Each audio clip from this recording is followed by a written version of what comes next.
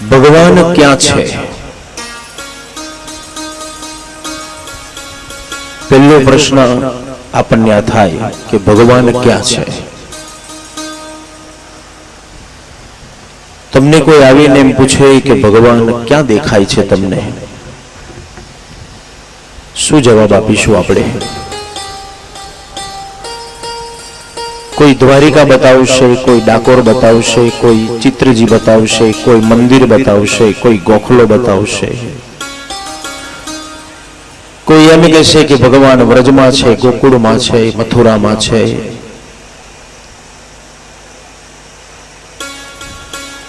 બીજે બધે ભગવાન આપણને દેખાતું નથી.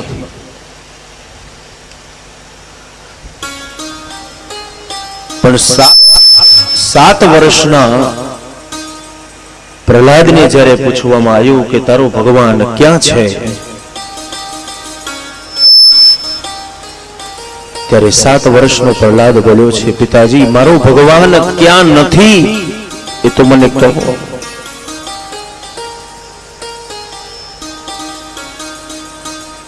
ઘટ ઘટમાં મારો ભગવાન છે, કણ કણમાં મારો ભગવાન છે, અંગ અંગમાં મારો ભગવાન છે.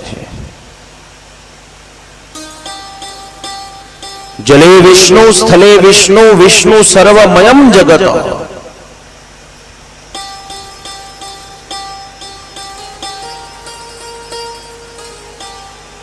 દશે દિશાઓમાં ભગવાન છે.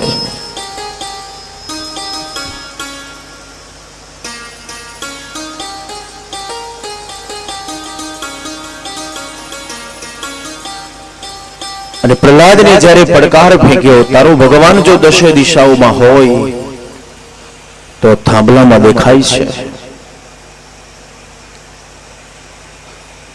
એ સમયે પ્રહલાદ નાસીપાસ નથી થયો. એ સમયે પ્રહલાદ ચિંતામાં નતો પડ્યો કે મારો ભગવાન ત્યાં છે કે નહીં. પણ એ સમયે પ્રહલાદની શ્રદ્ધા જાગી, પ્રહલાદનો વિશ્વાસ જાગ્યો, પ્રહલાદની નિષ્ઠા જાગી કે આ થાંભલો નથી, આ મારો ભગવાન છે. તો ભગવાન ઋષિ નારાયણ સ્તંભમાંથી પ્રગટ થયા છે. બોલો આને આપણે શું સમજીશું? ભગવાન થાંભલામાંથી પ્રગટ થયા, આપણે એને શું ચમત્કાર સમજીશું? આ ચમત્કાર નથી. આજકાલ આપણે બધા ચમત્કારના માર્ગ ઉપર હવે ધીરે ધીરે ચાલતા થઈ ગયા છે, કારણ સમાજ દુખી તો છે જ, અને દુખી માણસ સુખી થવા માટે બધું જ કરવા તૈયાર છે.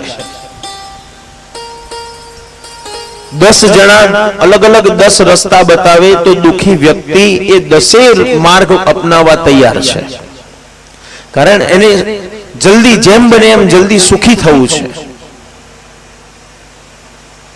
એટલે આજકાલ આપણે બધા ચમત્કારના માર્ગ ઉપર ધીરે ધીરે હવે ચાલતા થયા. ભાઈ તોલાના 2 તોલા ક્યાં કરી આલે છે, આપણે પહેલા ત્યાં જઈએ. રૂપિયાના 2 રૂપિયા ક્યાં કરી આપે છે, આપણે ત્યાં જઈએ. જેટલા મંદિરો, જેટલા દેવતાઓ, એટલી માનતાઓ માની, એટલા નારિયેલો વધેર્યા, એટલી બાધાઓ રાખી, પણ છતાંય જો કદાચ આપણું કામ પૂરું ના થાય તો આપણી જોડે તો કેટલા બધા ઓપ્શન છે નહીં? કેટલા બધા દેવી દેવતાઓ છે આપણી પાસે હિન્દુ સંસ્કૃતિમાં. એક ભગવાનની તમે સેવા કરો છો, એમને કંઈક કામ સોંપ્યું અને કદાચ તમારું કામ પૂરું ના થયું તો બીજો ભગવાન એને કામ સોંપ્યું, એની માનતા માની, એને જો કદાચ કામ ન પૂરું થાય આપણું તો ત્રીજો ભગવાન પકડીએ, એની માનતા માનીએ, એની સેવા કરીએ, એને કામ સોંપીએ, કદાચ ત્યાંય ન થાય તો ચોથું ભગવાન પકડીએ. આપણી જોડે ક્યાં ખોટ છે? નહીં. આમ જ્યાં ત્યાં દોડાદોડ કરશો નહીં.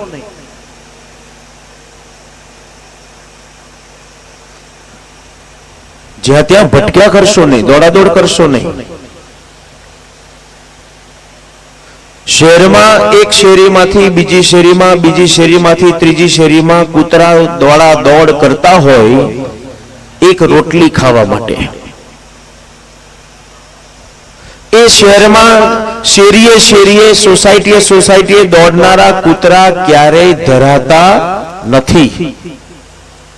અહીંયા એક ઘરમાં એને બે રોટલી ખાવા મળી, પાછું દોડા દોડ કરી બીજી સોસાયટીમાં જશે, ત્યાં બીજા કૂતરાઓ એને ફરી વળશે, ત્યાં લડાલડ કરશે ખાવા માટે, ત્યાં કદાચ અડધી રોટલી ખાવા મળી, ત્યાંથી ત્રીજી શેરીમાં જશે, ચોથીમાં, પાંચમીમાં, તો એને ક્યારેય સંતોષ થશે નહીં, ક્યારેય તૃપ્ત નહીં થાય, ક્યારે ધરાશે નહીં.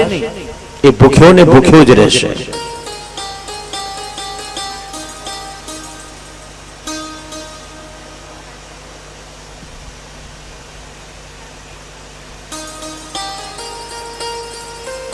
આપણે પણ એવું જ કરીએ છીએ.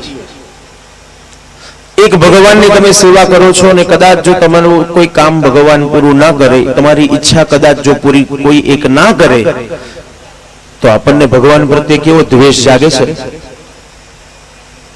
ગુસ્સો આવશે ક્યારેક. જોને હું આટલી બધી પૂજા કરું, આટલા બધા પાઠ કરું, આટલી બધી સેવા કરું, આટલી બધી માળાઓ કરું, છતાંય ભગવાને મારું આ કામ ના કર્યું. જાણે ભગવાન આપણો નોકર થઈને ના આવ્યો હોય.